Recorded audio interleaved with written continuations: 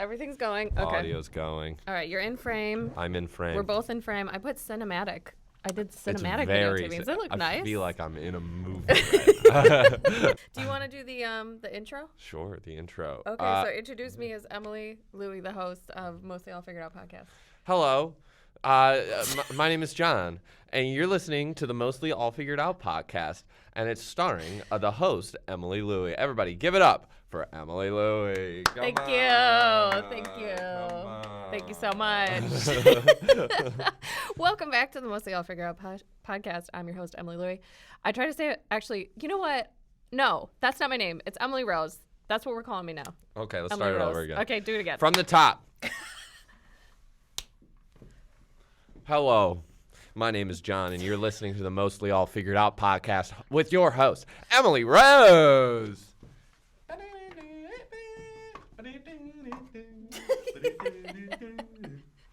Welcome back to the Mostly All Figured Out podcast. I'm your host, Emily Rose, and we are back in the Buffalo Public Library today. In studio. I put cinematic on the video, and I realized that it like keeps recognizing my face and then not, and yours too. So I don't know if this is going to be annoying or not, because sometimes we're blurry and sometimes we're not, and we're definitely going to keep moving. So this will just be part of the fun. But we are in the studio today with a very special guest. Hello. It's me. My name is John Rose, if you were wondering.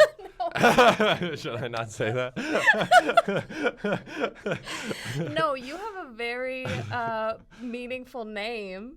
I do. You're named after a great man. Pope John Paul II. That's is right, who I'm the named second after. one. I'll be honest with you, I don't really know anything about Pope John Paul II. I don't know much either. I did get to go to the Vatican. And I did get to see. I did. I went on a cruise to Italy. Oh, with Tina. Exactly. Yeah. And I saw the burial place of Pope John Paul II. Wow. So that was pretty cool. Did you feel some kind of a connection when you were there or not? I felt the history of the where I was Vatican, for sure, yeah. but I didn't feel connected myself in any way. Fair. You weren't like, my namesake. Yeah, no, I feel the power. I thought I would feel something like that, and then I went over and I was like, yeah, it's just, it's where Pope John Paul II's buried. There it is. So this is my brother, everyone. Hello. But also the founder, the leader. Front man, if you will. Front man of Johnny and the Mankids. That's the name of my band. That's correct. And so we're going to get into a lot of things today, but we're especially going to talk about that. I went on your Spotify account, which you can find them there, and it says you're up to over 12,000 monthly listeners. Oh, yeah. We're getting there. Yeah. People are starting to figure out that we exist, which is really nice, which is why the tour, I think, is planning very well, which I will talk about later. Yeah, we'll get to that. Even if you're not in Buffalo, you could listen to Johnny and the Mankids over the next... When do you guys leave? We leave March 30th is the kickoff date for our tour, and then we'll be back May 4th. Okay. So for the entire month of April, Wow. we're trying to be on the road. So Johnny and the Mankids coming to a city near you. Yeah. Keep an eye out. Yeah. Well, since we're talking about it now, tell us, what cities are you going to be in? Absolutely. Right now, I got a bunch of dates lined up. We're going to Chicago. We're going to Boston, Albany. We're going to New Jersey. We're going to a few places in Texas. We're going out to LA, Phoenix, Las Vegas. You're going to Vegas? We're going to Vegas. We have grandparents that live in Vegas, for listeners who don't know. Oh my God. And I would love to go see our grandparents and check that out. So yeah, we're trying to get to Vegas and see if we can make it out there. But we still got a lot of things to figure out though. So that's still in the horizon. Well, you should talk to Uncle Andy too, because he used to play gigs in Vegas. He probably knows the spots. He definitely would. Yeah, oh yeah, for sure. I'm gonna text him. Yeah. So yeah, we come from, if it's not already crystal clear, we are a very not performative. Artistic. That makes it sound fake. We're very artistic people. I don't know. There's not a one of us that isn't involved in some kind of like something. Yeah, artistic or performance-related activity. Really, except maybe mom. But she would. Oh, she yeah, would. for sure. But like Dad, he's getting back into acting. Our dad does a lot of local theater. He's doing that. Obviously, I do this. Lizzie should be doing a lot of things. She's hilarious. But, we get her on the podcast every so often. Tyler's in the band. Jake has like 17 bands now that he's in a so part many of. bands. I don't know. What's so funny is I work at Zio's Deli at 1055 Elmwood Avenue. Come get a sandwich. Great And subs. every once in a while, someone will come in and they'll say, "Oh, you're John, right? I know your brother, Jake. He plays in my band." I'm like, it's happened like 7 times. I was like, how many bands does Jake play in? I couldn't. All of them. It doesn't make sense. All of them. Apparently, all of them. So look out for Jake Marciniak the next time you're watching live music. He's probably there. Mary does like literal art. She does all sorts of art pieces, which you can get. You can get some of her cool stickers and magnets and things at Public Espresso downtown. You're doing this, obviously. Who else is there? Joey does some local theater stuff. Oh every yeah, so Joe's often. very much a theater actor. Yes. Because I did a lot of theater in college too with him, and I think he was just way better at it than me. So I was like, you know what, I'll let him do it. Yeah. Well, he's like carbon copy of Dad too. It's like if you yeah. could make a minier version of Dad, it's Joe. Mm-hmm. So good for him doing that. And then Mia right now Mia's creativity I think is being shown through her fashion, like the way that she dresses. She's so much cooler than I'll ever be in that way, but she could do a lot of things too. Yeah, she's just young. Yeah, she's still young. She's still figuring it out. And same thing with Anna. Everyone who's young is cool. Yeah, There's that's just nothing true. you can do about it. That's That's the tough part. Talking about music and talking about my band is figuring out how to write songs that young people think is cool, even as I'm getting older. Is very difficult to figure out. Yeah. Well, okay. So how old are you now? 25. That's so crazy. I know. So, I was thinking about this because I have pitched you to one of my clients for an event in June. And we've had this really great other band that plays, and their crowd is more of an older following. And so I was like, I think that, I was trying to figure out what your general demographic is, and I figured maybe somewhere between 25 and 35, maybe?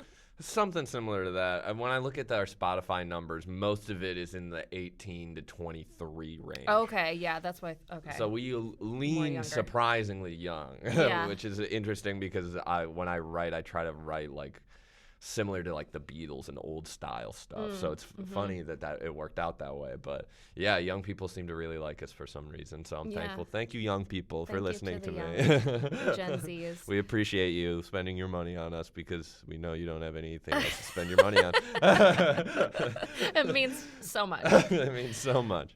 So where do you get a lot of the inspiration? You write all of your music. Oh, yeah. And how many albums do you have now? Oh, that's a great question. I want to say, I have a bunch of different albums. When we were the Spaghetti Boys, we wrote like an 11-track album, and that is on our Bandcamp only, and that was an old version. So that was the first 11 songs, and then I did a couple of EPs after that. So I'd say about probably 10 more tracks after that, and then I did a full album that was about 8 tracks. So that's 30 tracks. We probably have close to 35 to 40 total songs just out in general. Cool.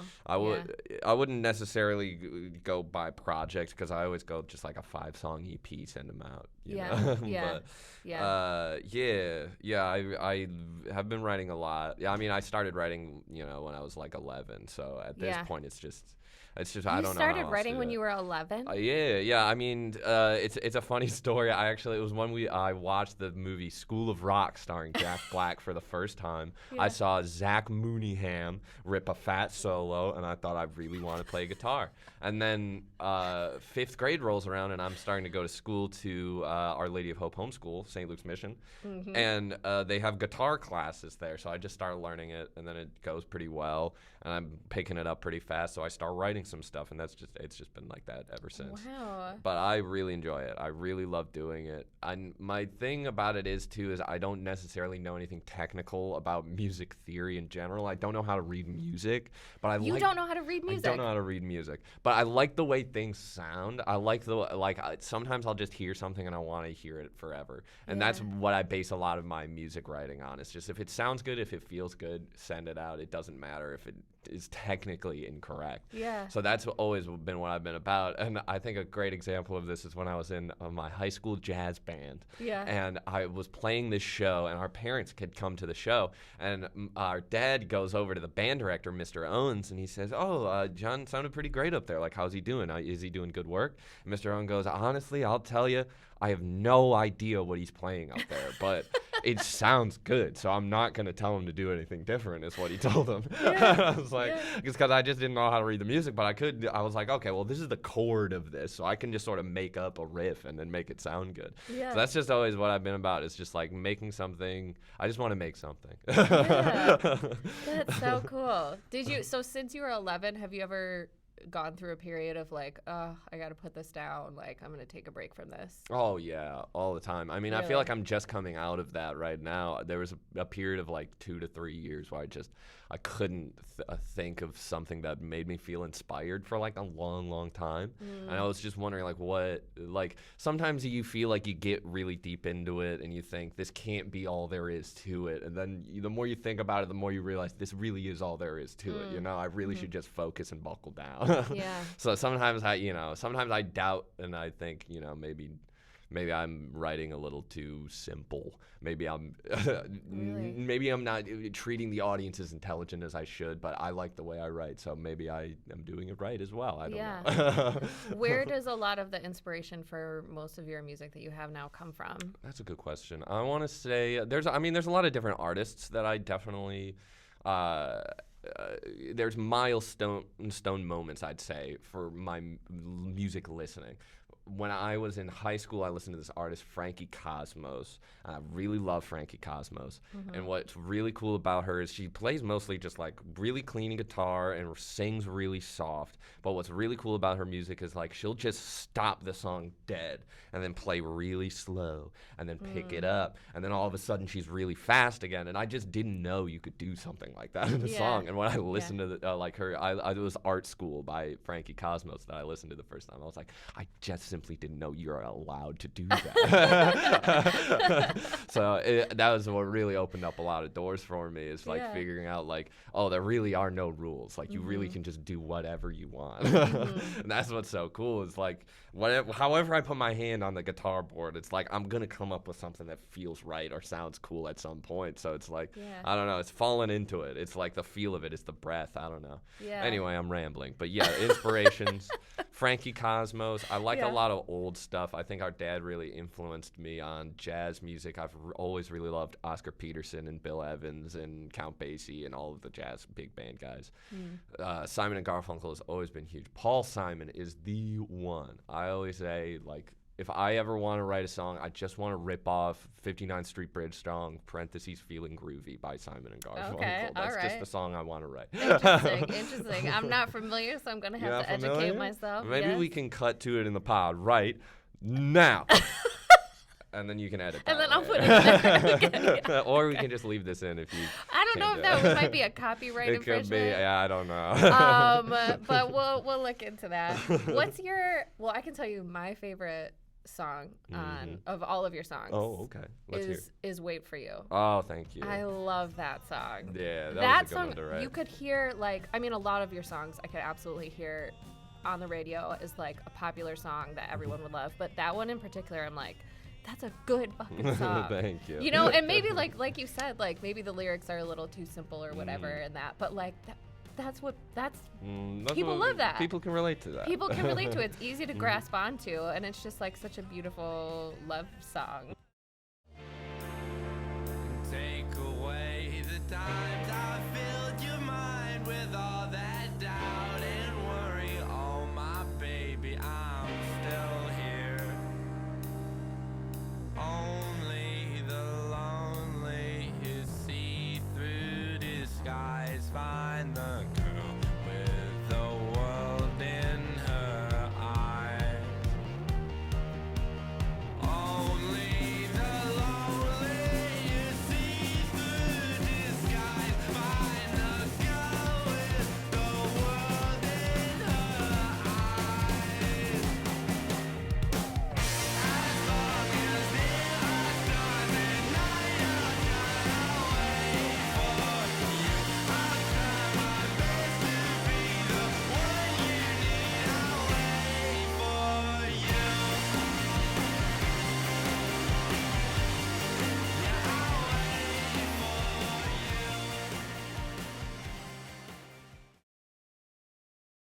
So what's your favorite? My favorite of my own? Yes. Oh, that's such a good question. Yeah. I want to say that the ones that are more cathartic are the ones that I appreciate more. I don't.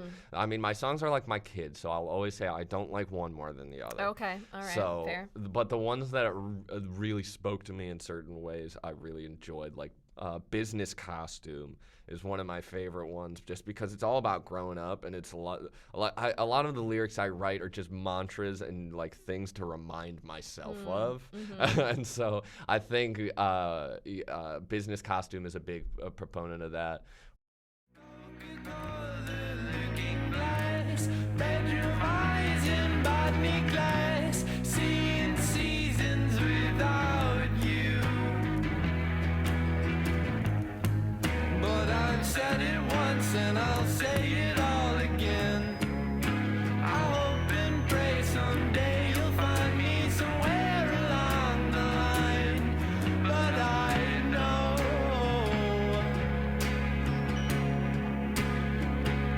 that it was only what you want.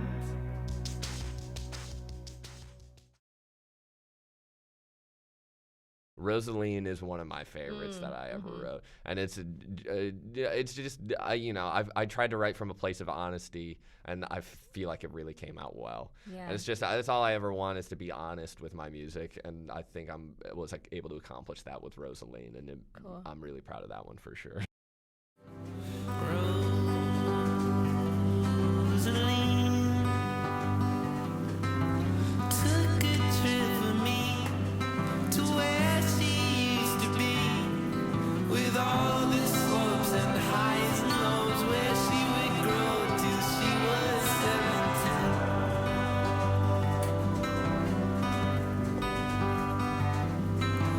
All you've seen, you've loved it like a dream. We've stripped away the screen, and all our fathers and our friends, through our rose-colored lens we'd see.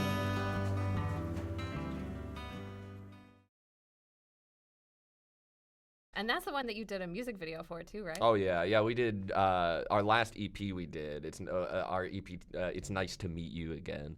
We did 5 music videos for each of the 5 songs that are on the EP. Okay. So yeah, we're actually going to be putting out a movie version of it where we would just like cut all of the 5 music videos together in order, and you can watch it and be like, so cool. This is It's Nice to Meet You Again, the movie. Very cool. So yeah, we're working on that right now, but I'm excited about that.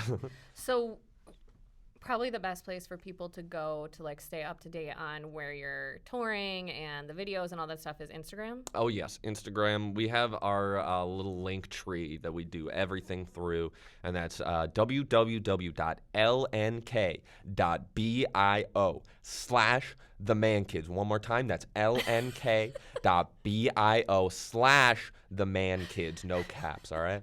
Very good. Very good. Thank you. I just want to put it out there too that yes, he has been like this since he was born. Literally from the start. Like, do you remember when we did that, when I did that family documentary? Oh, video? yeah. I do. You know what? I pull do it wanna out cut to sometimes. that. Like, I would Let's like to cut to put that that. right now.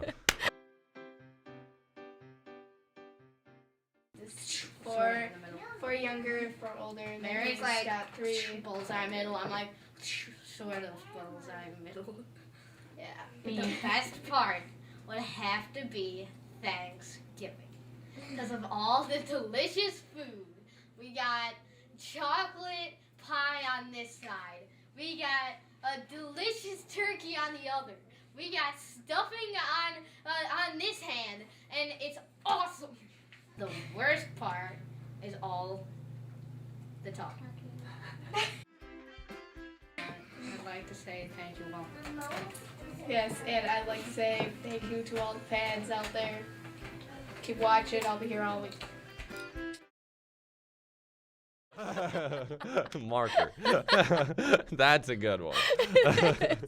Because there's even like you were such a performer always, and you always made everybody laugh. Like from the beginning, you just were always like that. Did you think that, was there any reason in particular, like as you reflect now as an adult, like that you just were always wanting to make people laugh and make light of situations and things like that? That's a good question. Let me think about that. Yeah. A specific moment in my life that made me think I love. You know what? And now that I'm thinking about it, there is a specific moment. I have always just really like craved camaraderie, I think, for my entire life. I've just wanted to be able to relate to people. And I think I remember when I was in middle school, I'd gone to this summer camp, and it was a bunch of kids who were going to St. Joe's the next year for high school.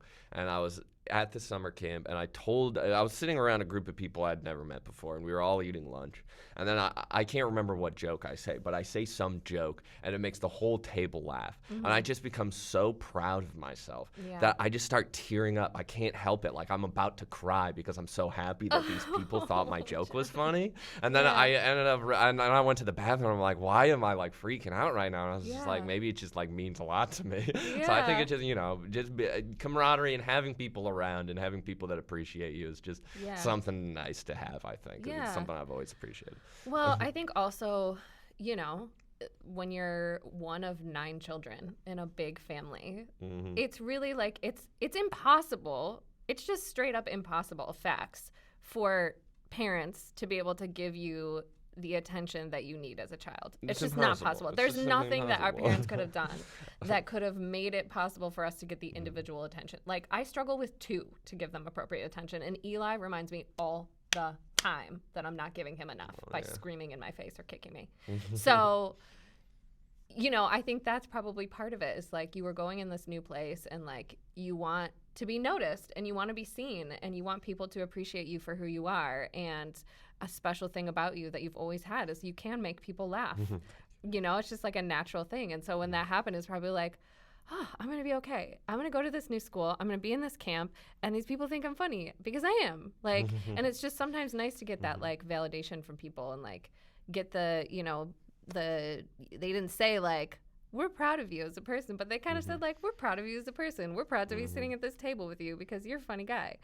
So I'm sure that's, that's probably part of it. Oh yeah, a big part of it. And I'd say like growing up too, I feel like the attention from our parents I wouldn't want, because it'd always be someone was getting in trouble. Yeah. So it was always like, I don't want attention from our parents. So I tried to stay as low as possible. And then when I get to a point where it's like, the objective is not to try and stay as low as possible. The objective is try to like, meet as many people as possible. As soon as that flip got scraped, I realized, I should not be living my life based out of fear. I should be going out and reaching out. And if something, if I fall flat, I fall flat. So what? Right.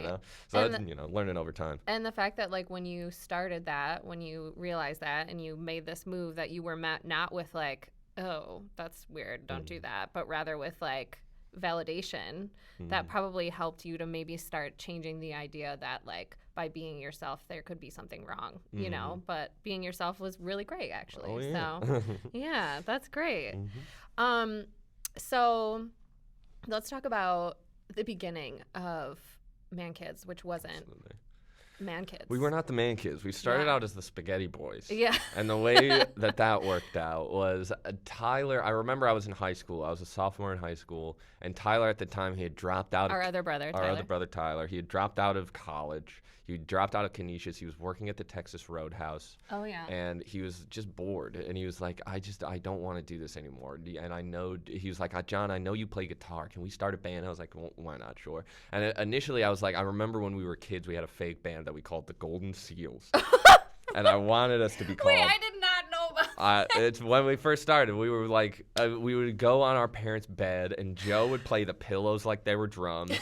And we had this little plastic Wiggles guitar that Jake would use, and Tyler would be the singer. And then at the time, our sibling Anna was living out of a crib, so we would pretend the crib. Living out of a crib, like she just like she lives just there. lived out of there. We just left her in there to her own devices, but.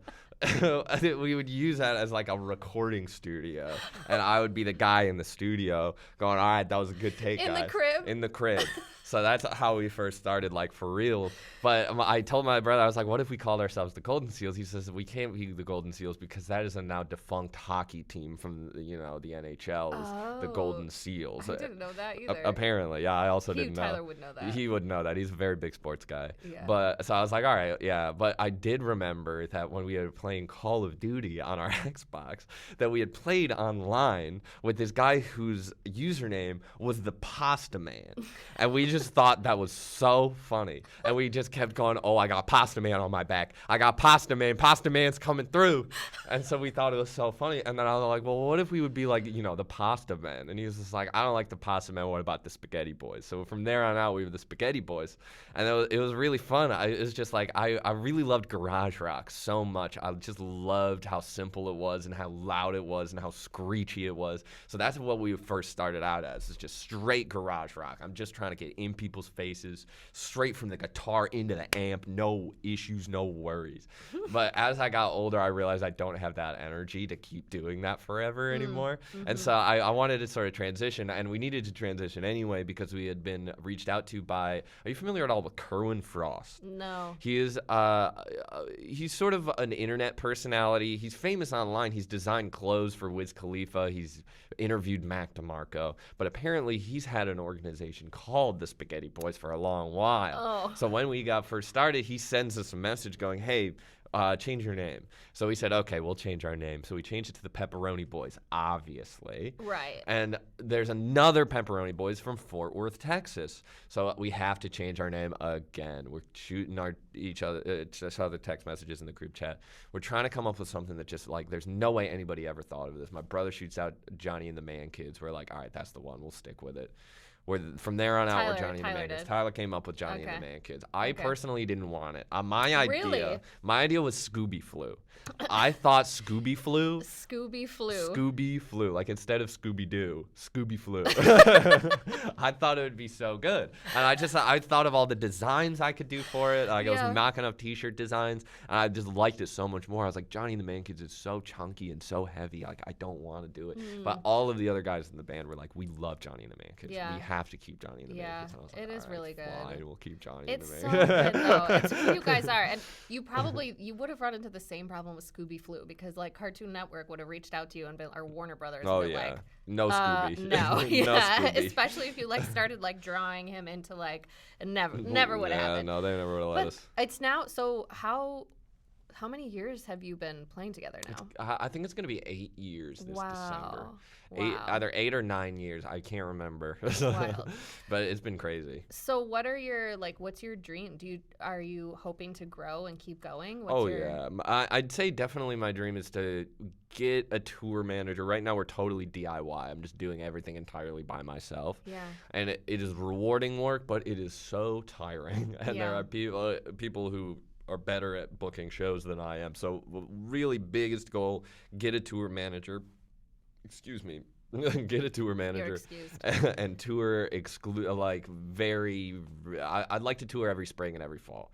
Cool. Be on the road for 3 to 4 months out of the year is definitely the goal. Yeah. But unfortunately, things like that, it's just you got to wait until somebody notices you and sends an email. Oh, really? And unfortunately, so it's not something you can just like. Yeah, I mean, I've like, sent a lot of emails. I've sent Yeah. a lot of emails over the years, and unfortunately, not a single person has ever gotten back. But it's just, that's just the business, Like, But everybody wants that. This tour that you're going on, this like cross-country tour, this is the biggest tour you've ever done, right? You did one like kind of in upstate New York. Yeah, we did a little bit of like a Great Lakes tour. We went to Detroit and Cleveland and Chicago, and then we swung around back to Columbus. So it was just a little like 4-date like weekender. But this is the first time we're going to be like on the road. Yeah. And that's a big part of getting a tour manager and a regular manager as well is you have to have already been on the road for a certain amount of time, which is so tough because it's like.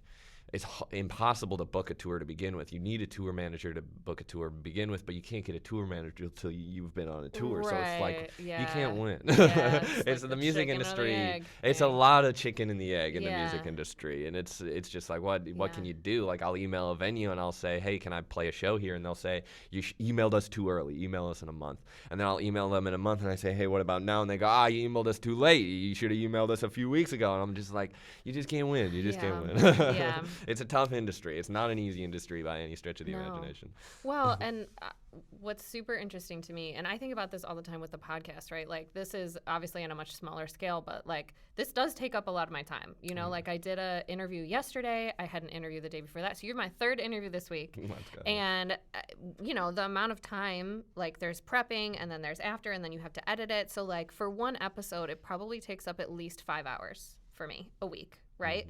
And I'm not getting paid, you know, like Totally free. I am not getting paid, right? This is free. And like I now have a mic spot. Oh, I'm not using it because we're in the library, but thank you to our sponsor, Free Street Tavern, for the mic. Not one of these. These are from the library. Free Thank you. Street Tavern has fantastic grilled cheeses. I love the Free Street Tavern. Go ahead and try out the stuffed banana pepper grilled cheese sandwich from the Free Street Tavern. You will not regret it. Okay. And there you go. So check it out. So they're our first and currently only sponsor. I know I need to, like, there's things I need to do. There's people who have expressed interest, and so I need to follow up on that. And I'm also looking into starting a Patreon. But I feel like I need to still, like, work on, now I have brand new branding, which is really great. I'm hopefully going to have an intro that maybe Johnny and the Mankids is going to put together. Certainly. So like I want to like make it look more legit and sound more legit so that I can, as I'm like more actively trying to expand my reach and my network and like be on other people's podcasts and like start, I don't know, doing whatever you do to get your podcast in front of other people so that it like looks and sounds legit before I launch the Patreon and, you know, whatever. But, you know, I fucking love doing this. I love doing it. I love spending this time, but it does cause me a little bit of stress because I'm like, you know, I've got the boys. I'm now a single income household. Like I have to pay for shit, you know? And so is this stuff that you think about? Like, do you ever worry, you know, by focusing and spending time on this, like, I don't know, like, should I be nervous about that? Am I not going to be able to pay rent? Like, Yeah, I'd say definitely like finding a balance between what you can afford to do and what you want to do is super duper important. But I think a lot of times there's a lot of stress on legitimizing yourself to the general public when I believe that the only person you should be legitimate to is yourself. And I think, you know, as much as people will tell you, like, you have to do this and you have to do that and you have to do this in order for the general public to receive you as legitimate, I think there's a lot of those things where that's been done for so long and it does work, but it's good to change it up. And I think it's good to break the mold because people will love that. People love when there's something fresh and there's something new and there's something different from what they've seen and experienced before. So as much as I stress myself out and go, we have to do this and we have to do that, sometimes I'll back myself up and go, okay, not everybody does everything the same. Yeah. You know, like there's a popular opinion in the music industry where they say when you make an album, what you should do is you should put out like 6 or 7 singles from that album out in advance of the album. And then once those 6 or 7 singles are out, then you should drop the 8-song album so that, you know, everyone has a lot of content to put out. But I think boiling down your art to content can be really detrimental to what you're doing. And I think the purpose of a single has always been to put out what you're most confident in and what you think is the most radio-ready hit out to the people. And I think if you're just treating every song you write as if it's the radio-ready hit, you're sort of doing yourself a disservice because people are going to listen to that single and be like, this isn't a single, and be sort of disappointed, you know? Yeah. So I think breaking the mold and recognizing what you should do, like I know like not every song I write is a hit, but there's one that I like in there, I'll put that out as a single, and then maybe a month or two later drop the full album. But it's just like, it's a difference of opinions. You know, right now, the music industry, that's the standard, you know, put out as many singles as you possibly can and then just put out the singles as a collection later on. But it's just, you know, it's different. I think not comparing yourself to others is really important. I think making sure you have time to spend with yourself and with your family is super, super, super important. But dedicating time to yourself, saying, I'm just going to spend 1 hour a day just figuring out this one task for this one thing I'm doing is the most important thing you can do. Because the more you think about just the list, the laundry list, the more you realize, oh my God, I have so much to do. Right. So it's better just to think like, what's next? You know, that's always what I'm trying to do is just like, I have 1 hour. What can I do for this 1 hour? What's next? What can get me there just one step further? Yeah. And I think that really helps a lot. Yeah, I agree. Boiling it down really helps. Me for sure too. Like when I get overwhelmed thinking about all the things, I do one of two things. I either end up spending hours scrolling on Instagram, which is like so dumb. Procrastination. I am the worst with procrastinating. I've always been that way, but it's so stupid because it's like how you're so overwhelmed. And so instead of just picking one thing, you're like, fuck all of it. What? Oh, yeah. You know, so I either do that or something that I found that is really helpful. This is a hot tip is, have you heard of the Pomodoro effect? The Pomodoro effect. I make Pomodoro sauce at Zio's Deli, but I'm not familiar with the Pomodoro effect. It's when you're making the Pomodoro sauce in the big old pasta sauce pot, and you burn it a little bit on the bottom, and then you mix it in, and it's still okay. That's the Pomodoro effect. So that's one of the Pomodoro effects, apparently. The other one is that you set a timer for, I think like the original effect was 20 minutes. You set a timer for 20 minutes. You stay focused and you just do this whatever task for that 20 minutes, right? And then when the timer is up, then you take a 5-minute break. You put a 5-minute timer on, take a 5-minute break, do whatever you need to do, and then you start it again. And you do that 4 times, and by the 4th time, then you do a 15-minute break, so you get a little bit of a longer break.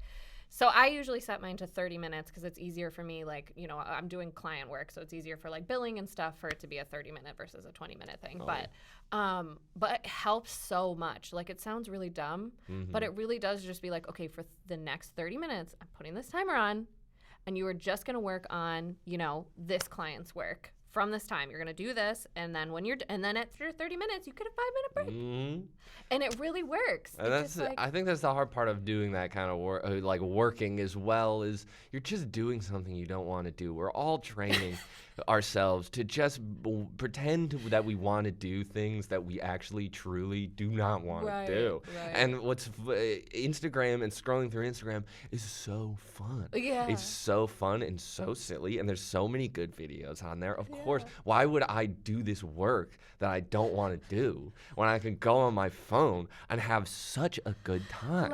I laugh and laugh, and then I'll fall asleep, and then I'll wake up one day and forget about it. And that's what life's all about. And that's what life's all about, in my opinion.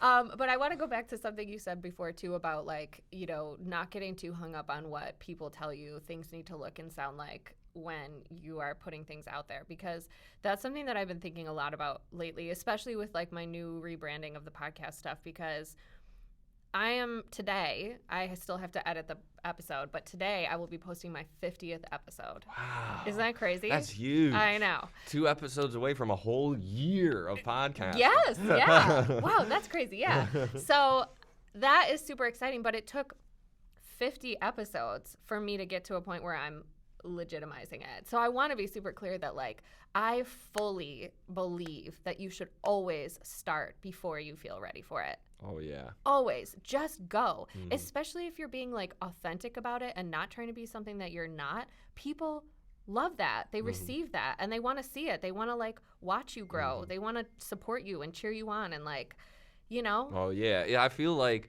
saying that, hold on one second. I got to silence my phone. This is so unprofessional. Get it together. But, it's embarrassing. It's so embarrassing. I'm so embarrassed.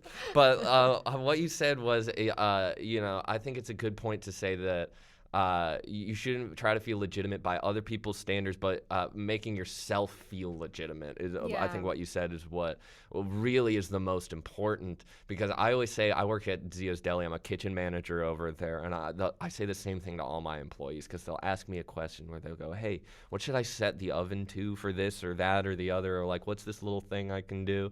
And I go, oh, just, you know, figure it out. And they go, oh, well, is that like, you know, I always tell them, I say the only difference between an employee and a manager is an employee will go, is this right? And a manager will go, this is right. That's the only difference.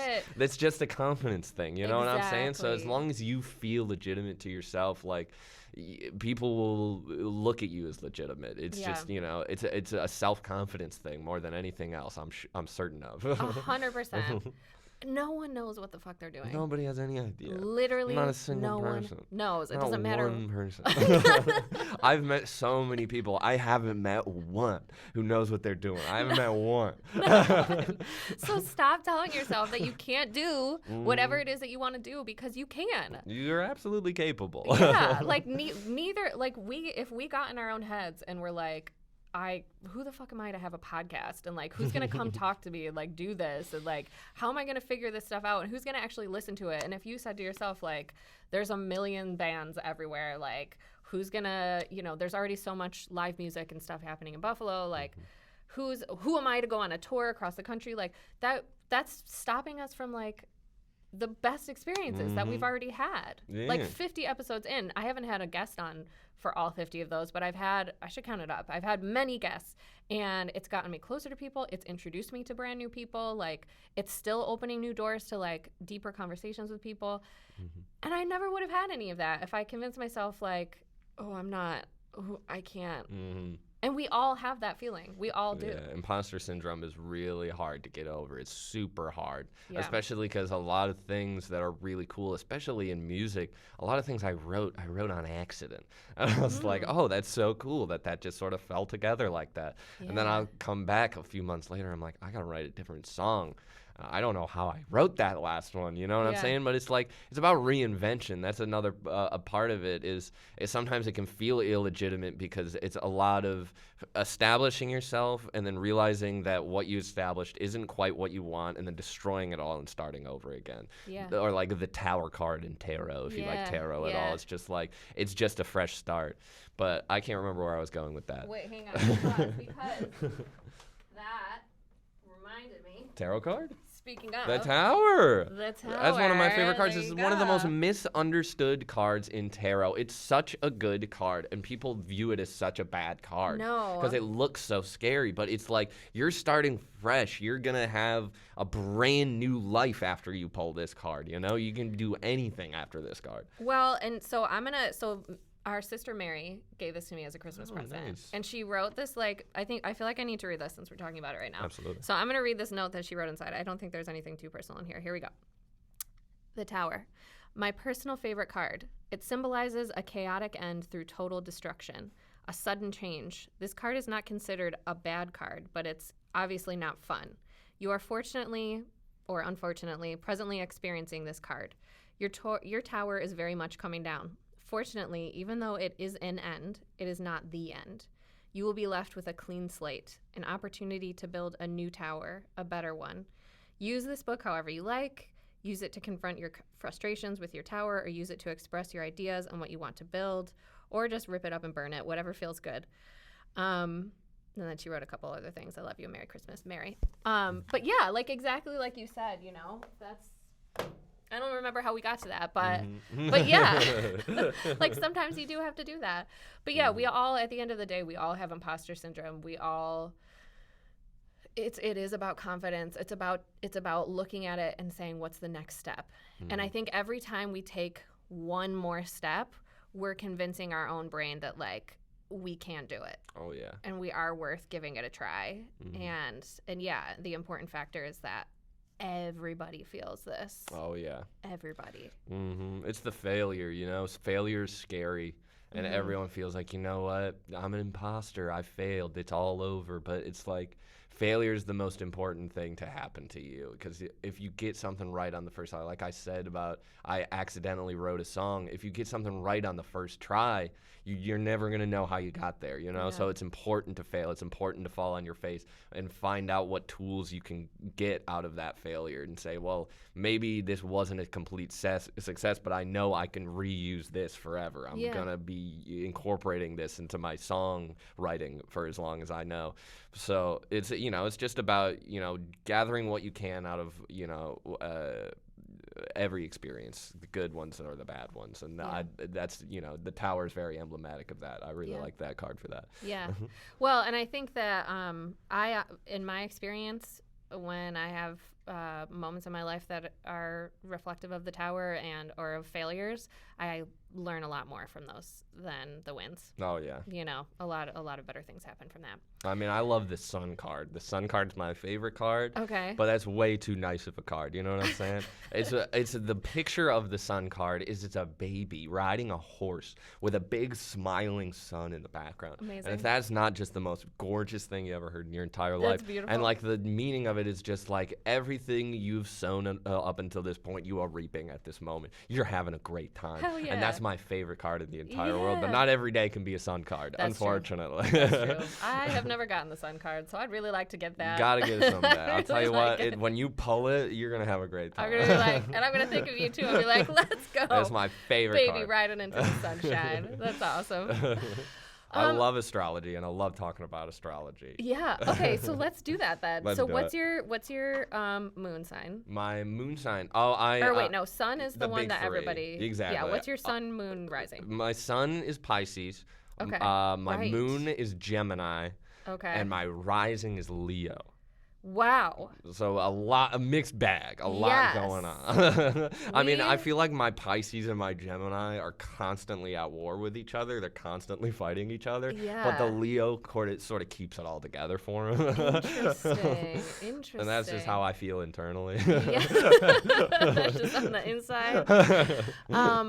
So my sun is Libra, my moon is Sagittarius, and my rising is Taurus. Oh, Yeah. interesting. I'm still learning, so I don't know what everything I'm means. also still learning, so I also don't Yeah. know what everything means. Yeah. I know definitely more about tarot than I do about astrology. I'm learning tarot as well. Tarot's really fun because Yeah. I love it so much. Yeah. I love looking up birth cards. You want to find out your birth card today on the Yeah. pod, live in the pod? Yeah, let's do it. Let's Let's do it. Well, I'll How tell do you we- about my two Okay. birth cards first while I'm looking up this information. Okay. But my two birth cards are the Strength card and the Star card. Oh my god. And two very fantastic cards. I'm so thankful to have these two cards as birth Yes. cards. But I modeled a Johnny and the Mankids sticker off of the Strength card. And it's beautiful, I think, because it's a picture of a woman that's standing next to a lion, and the lion's mouth is open, and the woman's holding the mouth of the lion shut. And when you pull it in a reading, people always say, like, you can see this woman has no struggles and no problems holding the mouth of this lion closed. And it may be intimidating and it may be a big, scary lion, but she is perfectly capable of doing what she needs to do to make sure everything goes right. Yeah. So that's basically the meaning of that card is you're capable. Like, it may seem like a daunting task that you have in front of you, but you're going to Yeah. be able to do it. Yeah. And that's so cool. It's a really good card, and I don't know what the star means, unfortunately, because You're gonna be famous. I learned about I learned about the Strength card, and I was just so stoked about the Strength Yeah, card that I yeah. didn't look up the Star card after. Okay. All right. So maybe we'll do that. Okay, as well. when's your birthday? October 4th, October 4th, 1989. 1989. Yeah, me and T Swift. T Swift, you share a birthday with Taylor No, Swift? I mean oh, a year. 1989. She's got that. Yeah. Yep. Okay, your birth cards are Temperance and the Hierophant. Oh my! Would I've you never like to seen hear either. about it? Yeah, tell me. Let's find out. Let's find out. Okay, first, Temperance. Learn more about these birth cards. Click here. Perfect. Thank you. Thank you. Thank you. I'd like a little bit more information, please, and thank you. Okay, Temperance, Hierophant. Imagery, things to look at and contemplate, postures. Okay, no. Prediction. Temperance and the Hierophant share a passionate nature, a concern for purity of intention and action, faith in personal evolution and perfectibility. Both are impatient with wrongdoing and lack of effort. They contrast as natural versus formal, personal versus hierarchical, righteous versus moral, individual versus communal. Self-knowledge contrasts with received lineage. The path of mighty effort contrasts with the path of perfect surrender. The Hierophant listens to the inner voice and allows it to speak through him. He knows the secret path that connects the inner and the outer, the hidden and the invisible, and he is sure to guide to anyone traveling from one to the other.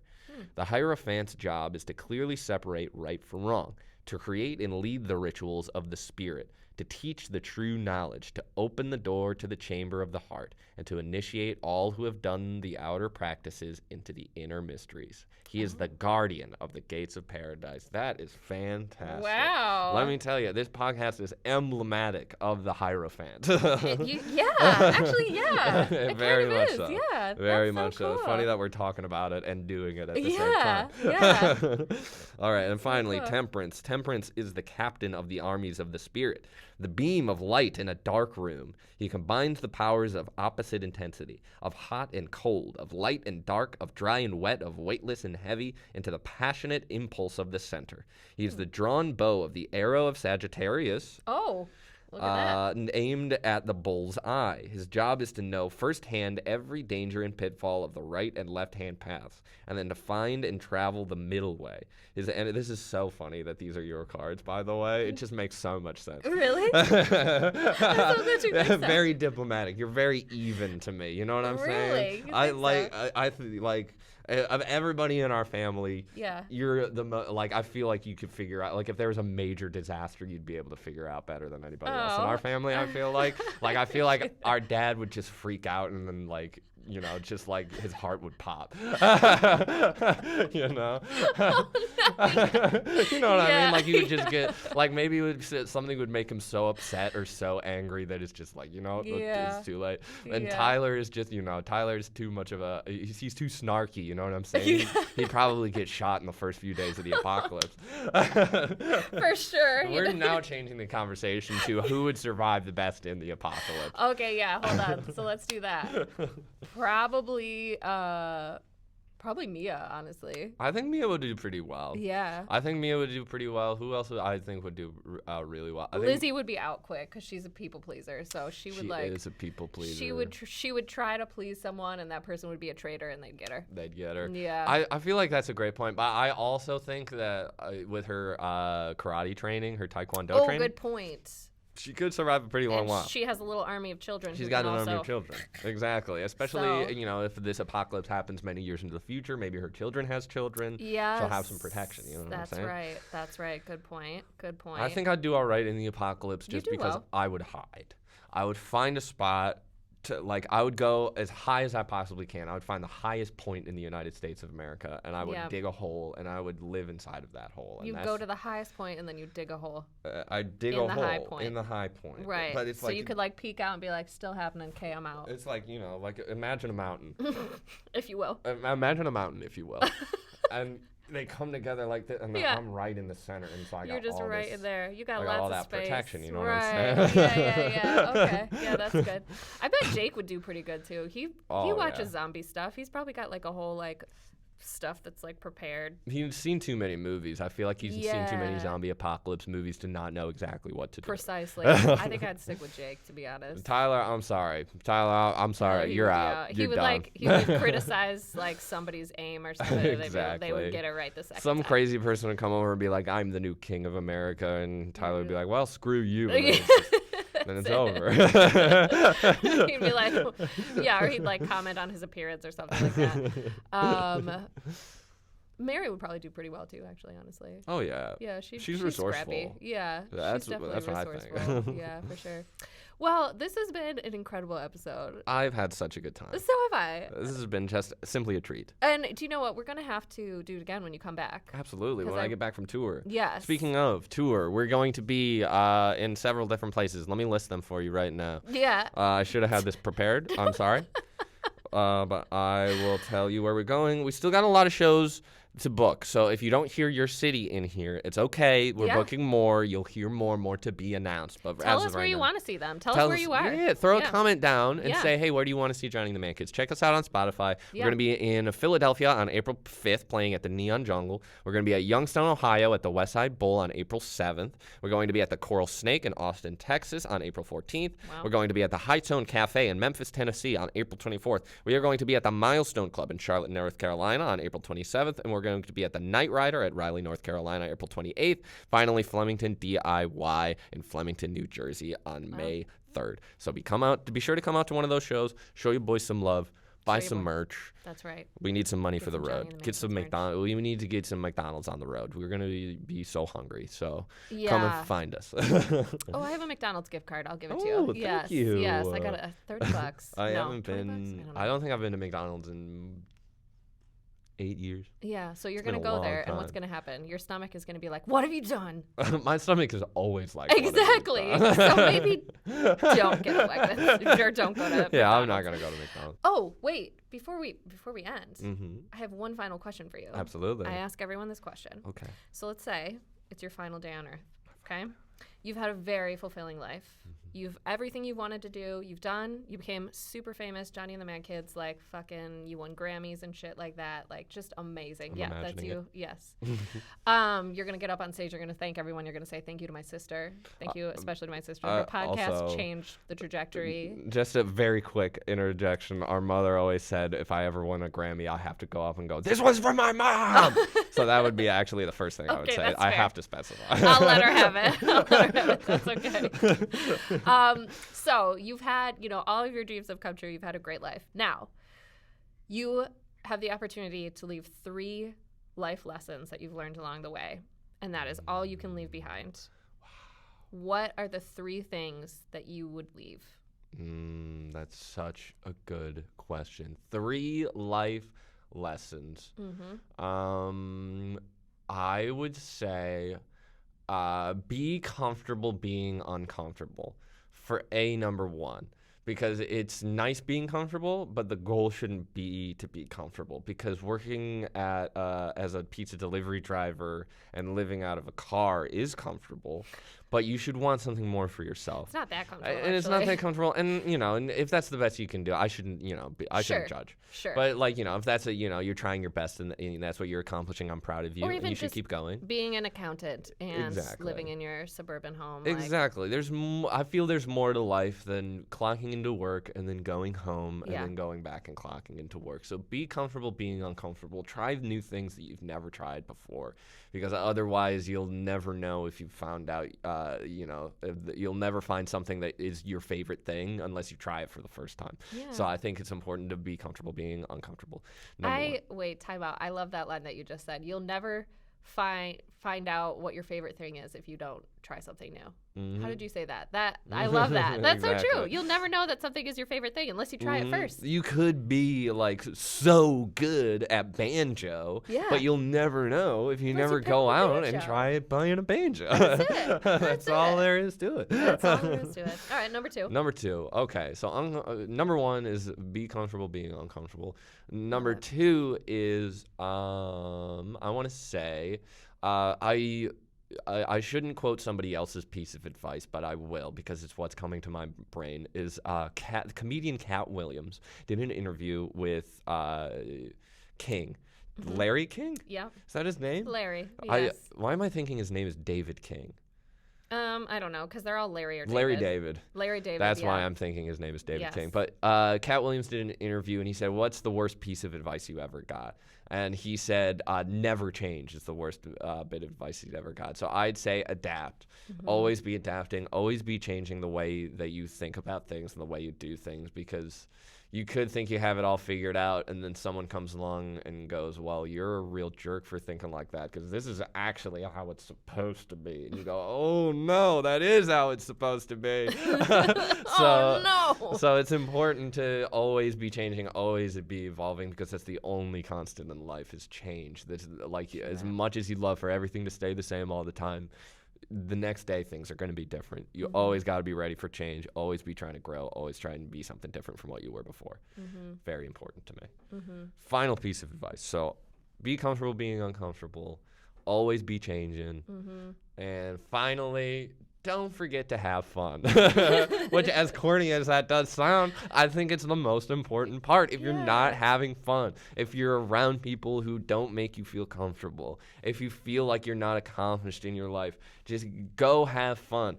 Go drive somewhere. We live next to Toronto. If you're in Buffalo right now and you're sick of the scene in Buffalo, Toronto's right there. Drive Right up to there. drive up to Right there. Toronto. You can go to the aquarium. You Yeah. can drive anywhere you want. We are adult human beings with free will. You can go and do whatever you want at any moment of the day. And if you think you can't, you're wrong. So go and do something. Go and eat a cake for breakfast. Yeah. Because there's nobody who can tell you not to do We're that. grown-ups. We are grown Yeah. adults. People Yeah. cannot make you uncomfortable. You can make people uncomfortable, though. So go out and make them uncomfortable. Go make some people uncomfortable. That's what it's today. all about. So yeah, be comfortable being uncomfortable, and if people are getting uncomfortable from you making them uncomfortable, then they didn't take the first piece of advice, so it doesn't matter anyway. So yeah, Right. be uncomfortable being uncomfortable. Don't be afraid of change. Just have fun. Go and do what you want because you can do what you want. And if someone tells you you can't do it, they're wrong, and you should tell them to fuck off. So yeah, those are my 3 pieces of advice. That was great.